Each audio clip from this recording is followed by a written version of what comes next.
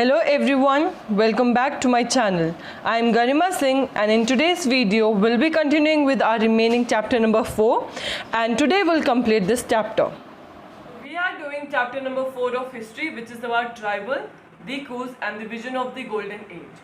Before we start today's video or today's content, let me give you a quick revision what all we have done till now. So till now we have studied in this chapter who are tribes.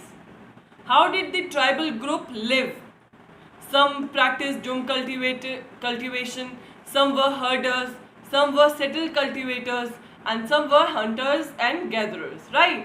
ये किया था ना हमने भी, कैसे रहते हैं, उनकी क्या ऑक्यूपेशन, उनकी day to day life activity क्या वो प्रैक्टिस करते हैं, राइट? उसके बाद हमने पढ़ा how did the colonial rule affect the tribal life. In that we have seen what happened to the tribal chief. Tribal chief कौन होते हैं, उनके साथ क्या चेंजेस आए, शिफ्टिंग कल्टीवेशन पे क्या इम्पैक्ट रहा, एंड ऑल्सो कि जब न्यू फॉरेस्ट लॉ इंट्रोड्यूस किए गए क्या वो लॉ थे एंड उसका इम्पैक्ट क्या रहा, right? So this is what we have done till now in this. I would suggest if you haven't seen the previous videos, so make sure you watch them first and then come on to this part, right? So that you can relate what is the story is all about. I'll be linking the link of my previous video in the description box below, so you can easily go and check them out. So coming on to today's part, what are we going to study in this chapter? How trade changed and what happened to the tribal people, why they started looking for work, right, outside the forest area. And also lastly we'll also talk about the hero of this chapter, who is Birsa Munda. Okay. Coming on to the very first subtitle that we are going to study today is how trade changed. भाई व्यापार पे क्या impact रहा, किस चीज़ का, colonial rule का. Okay, Britishers आ चुके थे कंट्री साइड में, हमने पढ़ा कि कैसे ट्राइबल लाइफ चेंज हो रही थी, तो उसमें एक इम्पॉर्टेंट पार्ट है ट्रेड, व्यापार कैसे चेंज होगा. Okay, so let's talk about the trade thing now. In 19th century, the tribal people found that traders and money lenders coming to the forest. उन्होंने देखा इस टाइम पे ट्रेडर्स, जो बड़े बड़े बिजनेसमैन हैं, ट्रेडर्स थे, and also the money lenders, जो पैसे उधार देते थे. These people started coming to the forest area. Why? Because they wanted to buy the forest produce. अब उनको forest produce खरीदना था, इसलिए वो आते थे यहाँ, राइट? पर क्या ये एक इम्पॉर्टेंट रीजन लग रहा है आपको कि सिर्फ फॉरेस्ट प्रोड्यूस खरीदने के लिए आते थे यहाँ? Let's see what were the other reasons. When these people came to the forest, they also start providing the tribal people the cash loan and also started offering them to work for wages. समझ में आया? यहाँ आ रहे हैं money lenders, तो उधार पे पैसे देना शुरू कर दिया, लोन बना दिया. भाई लोन लो और अपना काम करो. अब वो इनडायरेक्टली किसके अंडर आ जाएंगे? मनी लेंडर्स के अंदर, राइट? पैसा उधार लिया तो चुकाना भी तो पड़ेगा. एंड ऑल्सो ट्रेडर्स ने क्या स्टार्ट किया, भाई हम तुम्हें काम देंगे और काम के बदले will be giving you wages, पैसे मिलेंगे काम करने के. तो दिस वाज द स्ट्रैटेजी, क्योंकि उनको लोगों की जरूरत थी, राइट? लेबर्स चाहिए थे. तो money lenders and traders. So the money lenders and the traders started coming to the forest. Initially, the tribal people were not knowing why they have come to the forest area. They thought they want to buy the forest produce. Maybe this is the reason. But later you will see the consequences, what happened to the tribal people that they didn't even imagine. So now you must be wondering, how did the colonial people exploited the tribal trade, right? So let's understand this case with an example of a silk grower. Silk grower कौन है? जो silk की cultivation करते होंगे, उस time पे silk उगाते होंगे. सिल्क क्या है? It is a kind of cloth. कपड़े की एक क्वालिटी है जिसको हम बोलते हैं सिल्क. जैसे कि आपने अपने घरों में देखा होगा, मम्मी के पास सिल्क की साड़ी है, सूट है, दुपट्टे हैं. So it is a kind of cloth. Now talking about this silk, in the 18th century, the demand increased in the European nation. European nation में एकदम से सिल्क की डिमांड इंक्रीज हो गई, राइट? और कौन से सिल्क की? Fine quality of Indian silk. हमारी इंडियन सिल्क की फाइन क्वालिटी की वजह से Indian silk was highly demanded by European nation. Okay, so India के बारे में एक और मेजर फैक्ट है, इंडिया के पास all the 5 to 6 variety of silk present है. Only country producing all the variety of silk is India. Okay, so India की इंडियन सिल्क की क्वालिटी इतनी अच्छी थी कि इसकी डिमांड बढ़ रही थी, like that of indigo. We have studied in the case of indigo, cotton. तो सिल्क भी उनमें से एक ऐसी चीज थी जिसकी डिमांड 18th सेंचुरी में बहुत इंक्रीज हो गई. And due to its fine quality the Indian silk was sold at a high price and was highly exported. अब अगर किसी भी चीज़ की क्वालिटी अच्छी होगी तो ऑब्वियस है लोग उसको ज़्यादा खरीदना पसंद करेंगे, ज़्यादा डिमांड होगी, और डिमांड ज़्यादा है किसी भी चीज़ की, लोग खरीदना पसंद कर रहे हैं तो ऑटोमेटिकली उसका प्राइस भी ज़्यादा ही लगाएंगे, राइट. और क्योंकि क्वालिटी इतनी ज़्यादा अच्छी थी तो it was also highly exported. Export मतलब हमारे देश से ले जाके कहाँ भेजा जा रहा था, यूरोपियन नेशन में भेजा जा रहा था, राइट. सो एक्सपोर्ट क्या होता है, तब हमारे देश से चीज़ें दूसरे देश जाएंगी. So Indian silk due to its fine quality was sold at high price and was highly exported. So the East India Company encourage to grow silk in order to meet the demand. So आपको अब तक तो ये बात समझ में आ गई होगी, ब्रिटिशर्स उसी चीज़ की, जिस चीज़ की डिमांड बहुत ज़्यादा होती थी, उसी चीज़ को इनकरेज करते थे यहाँ इंडिया में आके टू ग्रो मोर, राइट. तो यहाँ भी उन्होंने सेम किया. जो East India Company which came to India basically for trade purpose, now they started encouraging the people here in India to grow more of the silk. ज़्यादा silk उगेगी तो ज़्यादा उनकी डिमांड फुलफिल हो पाएगी, right. And it's the case of Hazaribagh. It's a place in present day Jharkhand where the Santhal tribe lives. Okay, Santhal tribe रहती है झारखंड में एक जगह हजारीबाग. Okay, उस प्लेस पे the Santhals, this tribe used to rear cocoons of silk. cocoon मतलब एक silk के, आप अगर देखो ये कल्टीवेशन तो ये छोटे छोटे कीड़ों से होती है, सिल्क वॉर्म होते हैं, राइट. तो वो कुकून बनाते हैं, जैसे बटरफ्लाई अपने अराउंड कुकून बनाती है, ऐसे ही जो सिल्क वॉर्म है वो भी एक कुकून बनाते हैं अपने अराउंड. और फिर उस कुकून को तब पूरा वो तैयार हो जाता है, उससे हम वो सिल्क के थ्रेड निकालते हैं. It is a very interesting process. If you are interested in knowing how this silk is cultivated, you can just Google it and see the entire process. Okay, अभी बस यहाँ ये समझना है, जो हजारीबाग वाला एरिया है it is in the state of Jharkhand. वहाँ कौन सी ट्राइब है, संथल ट्राइब है, जो कि सिल्क कुकून्स को रियर करती है. So what the traders started doing here, they started sending the agents to this area. Which area? So the traders start sending the agent to this area. Agent क्यों भेजेंगे traders और money lenders? To provide the tribal people with the loan, and in return loan देके क्या ले लेते थे, कुकून्स ले लेते थे. कुकून से क्या निकलेगा, सिल्क निकलेगा. फायदा किनको है, ट्रेडर्स को. सो ट्राइबल पीपल को अभी तक समझ में नहीं आ रहा है कि ये लोग पैसे दे रहे हैं. ओके, उनको अभी तक कॉन्सेप्ट नहीं समझ में आएगा. Later they will realize it was a kind of loan which they have to repay, right. तो एक ट्रैप में, जैसे हमने डेट ट्रैप पढ़ा था पहले भी फार्मर्स के साथ, सेम यहाँ होगा. Okay, and the growers, the silk growers were paid ₹3 to 4 for thousands of cocoons. हजारों में cocoons लेके चले जाते थे, एंड उसके बदले ट्रेडर्स उनको क्या देते थे, 3 से 4 रुपए, right. And later these thousands of cocoons were exported to Burdwan और गया at 5 times the price. 3 से 4 रुपए में खरीदते थे और 5 गुना प्राइस में आगे एक्सपोर्ट कर देते थे, which means from a price ranging from ₹15 to 20 rupees, right. This amount आज के टाइम में is nothing. अगर हम उस टाइम की बात करें, it was a huge amount. Okay, so लेते कितने सस्ते में थे और इतने ज़्यादा 5 times the price में उसको बेच देते थे चीज़ों को. And here the middlemen, they acted as a link between the grower of the silk and the traders. जो middlemen, जो agent ये लोग भेजते थे to the silk growers to go and collect the cocoons, उन middlemen को बहुत huge profit हुआ, बहुत ज़्यादा फ़ायदा हुआ.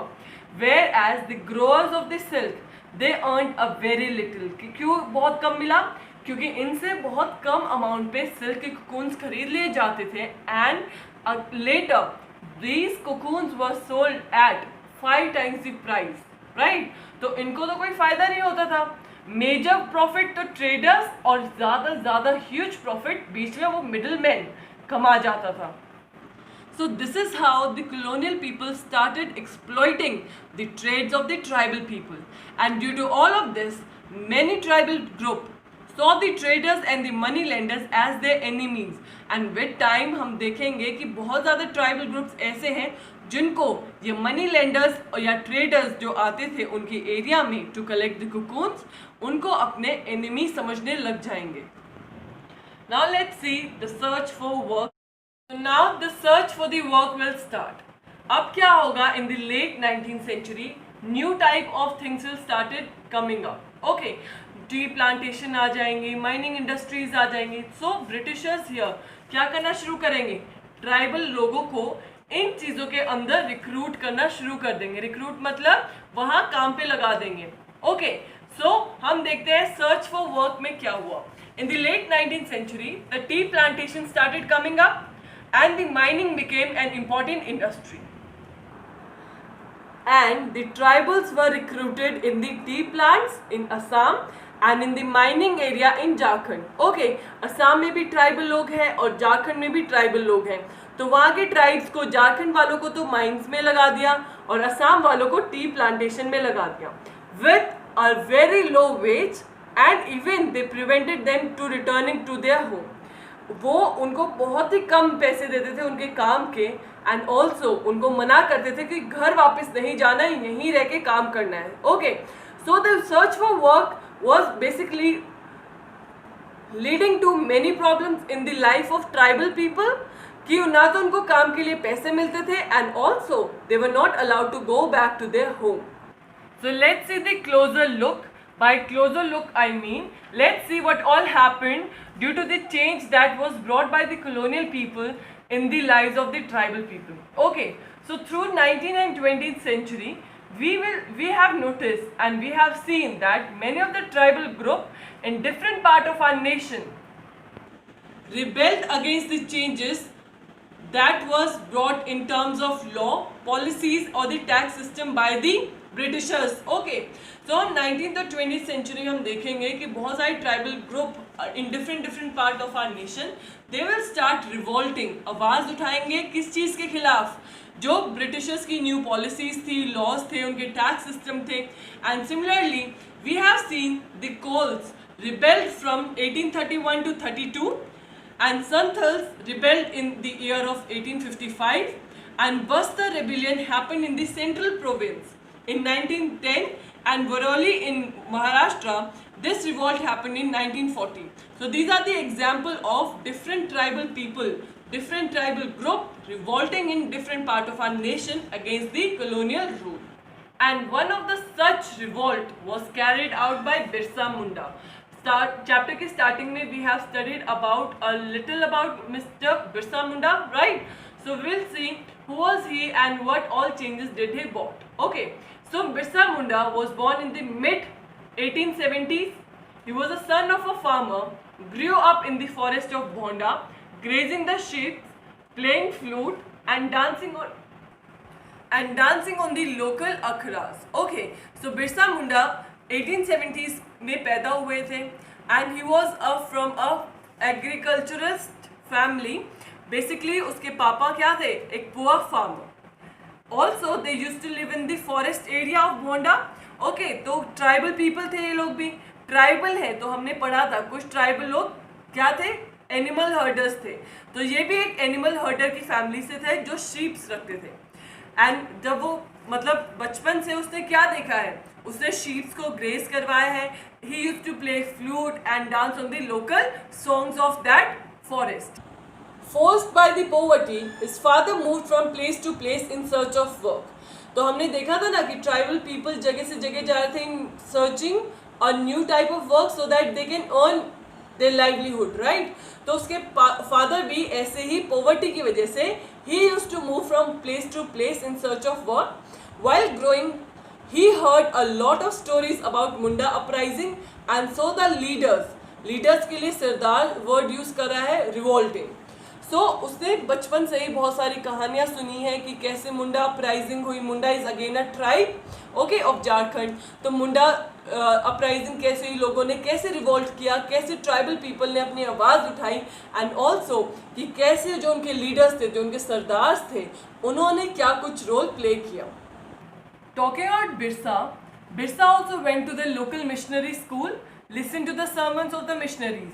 बिरसा अपने लाइफ टाइम में सब स्कूल गए हैं, और स्कूल कौन से स्कूल से स्टार्ट किया? मिशनरी स्कूल से, जो कि क्रिश्चियंस वाले स्कूल होते हैं ओके। वहाँ जाते थे, पढ़ते थे, उनकी बातें सुनते थे। And there also he heard that it is possible for Mundas to attain the kingdom of heaven and also retain their rights. उन्होंने वहाँ भी मिशनरीज क्रिश्चियंस के मुंह से सुना कि ये पॉसिबल है कि मुंडास को, जो ट्राइब है, उनको अपना एरिया वापस मिल जाए, उनको उनकी राइट वापस मिल जाए। लेकिन ये तभी पॉसिबल हो पाएगा if they start practising Christianity. भाई ये तभी पॉसिबल है अगर वो क्रिश्चियन बन जाए and they give up there bad practices, और अपनी बुरी आदतें छोड़ दें ओके। बिरसा एक तो जब छोटे थे, अपने जो एरिया में थे, जो वहाँ के लोग थे, वो भी यही बात करते थे कि मुंडा जो ट्राइब है उनको उनकी किंगडम आनी चाहिए, कैसे लीडर्स रिवॉल्ट कर रहे हैं। फिर तब ये स्कूल जाते हैं मिशनरी स्कूल में, वहाँ भी ये बात सुनते हैं कि ये पॉसिबल है कि मुंडास को उनका रीजन वापस मिल जाए। And later in his life he started spending his time in the company of the Vaishnav preachers and wore a secret thread, believed in purity and piety. तो लेटर इन हिज लाइफ हम देखते हैं कि जो बिरसा मुंडा है, उन्होंने कुछ समय किनकी कंपनी में निकाला? The Vaishnav preachers. Who are the Vaishnavs? The followers of lord Vishnu, right. तो उनकी कंपनी में बहुत ज़्यादा टाइम स्पेंड किया। तो उन्होंने व्हाइट कलर का थ्रेड पहनना शुरू कर दिया, और कॉन्सेप्ट ऑफ मतलब प्योरिटी एंड सिंपैथी, पिटी के अंदर बिलीव करना शुरू कर दिया। He got influenced by a lot of people who came in his life. Birsa Munda के जीवन में जितने भी लोग आए हैं, उनसे उन्होंने कुछ ना कुछ सीखा है okay. So now he wanted to bring the change in the Munda tribe okay. He wanted to bring a change, ताकि वो मुंडा लोगों को उनका किंगडम वापस मिल जाए, उनकी राइट वापस मिल जाए। Therefore he started urging, he urged to the Munda people, उन्होंने रिक्वेस्ट की, बोला to give up the liquor drinking, एक तो तुम लिकर ड्रिंकिंग छोड़ दो, and also keep your village clean and stop doing this witchcraft and sorcery. मतलब एक तो शराब पीनी बंद कर दो, अपने विलेज, अपने गांव को साफ सुथरा रखो, और ये जो ब्लैक मैजिक वाली प्रैक्टिसेस जो तुम करते हो, इन सब चीज़ों को बंद कर दो। And later we'll also see that Munda has turned against the missionaries and the Hindu landlords. जो बिरसा मुंडा है, हम लेटेस्ट स्टेज में देखते हैं कि उन्होंने मिशनरीज के खिलाफ भी आवाज़ उठाई, और जो ये हिंदू बड़े बड़े लैंडलॉर्ड्स थे जो कि एक्सप्लॉइट करते थे, उनके खिलाफ भी अपना आवाज़ उठाई। और वो मानते थे कि ये जो मिशनरीज हैं या लैंडलॉर्ड्स हैं, they are the outside force. ये लोग कोई बाहर से आए हुए लोग हैं जो कि मुंडा लाइफस्टाइल को रुइन कर रहे हैं, बर्बाद कर रहे हैं, मुंडास वे ऑफ लिविंग को ओके। उनके कल्चर को थ्रेट है कौन? Missionaries and the Hindu landlords. So in 1895 Birsa urged his followers to regain their glorious past and talk about the golden age of the past okay. तो बिरसा ने क्या किया? लोगों को इकट्ठा करना शुरू किया, उसके जितने फॉलोअर्स थे उन सबको बोला कि क्यों ना हम अपने पुराने टाइम को वापस लाएं, एंड जो पुराना पास्ट था उसको उससे बोला glorious past, and also refer to the past as the golden age of the past. भाई बहुत ही सुनहरा समय था, and also this age was referred as the age of Satyug और द एज ऑफ ट्रुथ, जहाँ कोई डिसऑनेस्टी नहीं थी, कोई किसी के साथ गलत नहीं करता था, झूठ नहीं बोलता था, right. So golden age of the past or the age of Satyug or the age of truth was when the Mundas lived in a group. They used to live a good life, tapped the natural springs, planted trees, practiced cultivation, etc. Okay, तो good life तब जीते थे, एक अच्छी जिंदगी, groups में रहते थे, अपनी natural land, natural habitation, forest के अंदर रहते थे, डिफरेंट ट्रीज प्लांट करते थे, प्रैक्टिस ऑफ कल्टीवेशन थी। सो this is all what the Birsa Munda referred to as the golden age of past or the age of Satyug. Okay, so he again now wanted his people to work on their land, settle down and cultivate. वो चाहते थे कि फिर से लोग अपनी जमीन पे रहना शुरू करें और वही कल्टीवेशन और एग्रीकल्चर प्रैक्टिसेस फिर से स्टार्ट करें. So all of this movement happening around, the Britishers got worried. They got worried about the Birsa's political movement. उनको लगा कि बिरसा ने तो एक नई मूवमेंट चला दी है और इस मूवमेंट की वजह से the people, the tribal people are able to identify all the causes of Munda suffering and misery. उनको समझ में आ गया है कि सारी चीज़ों की जड़, मुसीबतों की जड़ क्या है? The Britishers, जिन्होंने उनको एक ट्रैप में फंसाया, कैसे लोन देके और उनको as a workers for low wages appoint करके. Okay, so this was the cause of the suffering of and the misery of the Munda people. और ये जो बिरसा ने पॉलिटिकल मूवमेंट चलाई, इस चीज से लोगों को पता चल गया कि मेजर प्रॉब्लम क्या है? The Britishers. And as the movement spread, the Britishers decided to arrest Munda. उन्होंने सोचा ही मूवमेंट तो बहुत बढ़ती जा रही है, इसको कैसे कंट्रोल किया जाए? कैसे कंट्रोल किया जाएगा किसी भी मूवमेंट को? अगर उसके लीडर को ही तुम अरेस्ट कर लो. ओके, तो सिमिलरली ब्रिटिशर्स ने बिरसा मुंडा को finally they arrested him in 1895 and gelled him for 2 years. और 2 साल के लिए जेल भेज दिया. But when in 1897 after 2 years when Birsa was released and he came back, he again gathered the support of the villagers. वापस 2 साल के बाद लोगों ने फिर से उसको इतना ही प्यार दिया, सपोर्ट किया, and they now wanted to bring the change. So when Birsa came back, 2 साल के बाद आए, उसको बहुत ज़्यादा सपोर्ट मिला. Okay, so what he started doing now, he used traditional symbols, language to make people aware, urging them to destroy the Ravan. ओनल्स बनाए, अपनी लैंग्वेज में लोगों में अवेयरनेस फैलाई और बोला इस जो रावण को डिस्ट्रॉय करो. The Ravan, the Dikus or the European. Chapter title में the word Diku है ना? Diku is the word used for the European, which refer them as Ravan. Okay, and he now wanted to establish a kingdom under his leadership. अब बिरसा मुंडा चाहते थे कि Europeans, the Dikus को हटाया जाए, उनका रूल खत्म किया जाए और एक न्यू किंगडम सेटल किया जाए with the vision of the golden age under whose leadership, under Birsa Munda's leadership. So they all now started targeting the Britishers. उनको टारगेट करना शुरू किया. They attack the police station, the church, raided the property of money lenders, traders. तो उन्होंने revolt करने start किया, Britishers के against गए, उनकी पुलिस स्टेशंस पे अटैक किया, चर्च की प्रॉपर्टी खराब कर दी, मनी लेंडर्स और ट्रेडर्स उनके घर जाके रेड लगाई. Okay, they also raised a white flag as a symbol of revolt against the British rule.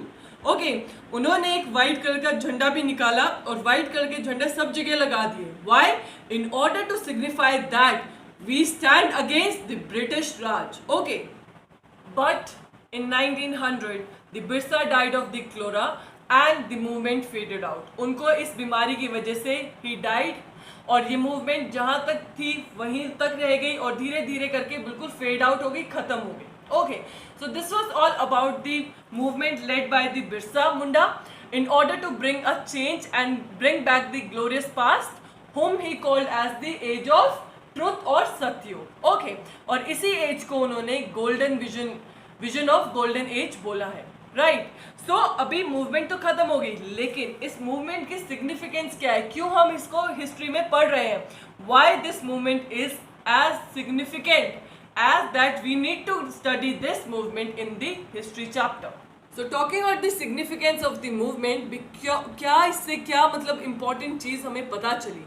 ये पता चली that it forced the colonial government to introduce law so that the land of the tribal people could not be easily taken away.